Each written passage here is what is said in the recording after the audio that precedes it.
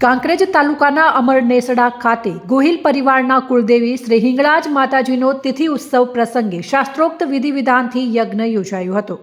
આ યજ્ઞ રાજપૂત ગોહિલ પરિવાર દ્વારા તિથિ યજ્ઞ 12 વર્ષોથી દર વર્ષે તિથિ ઉત્સવ યજ્ઞ હવન રાજપૂત ગોહિલ પરિવાર કુળદેવી શ્રી હિંગળાજ માતાજીની પૂજા અર્ચના કરે છે। માતાજી તેઓની મનોકામનાઓ પૂર્ણ કરે છે।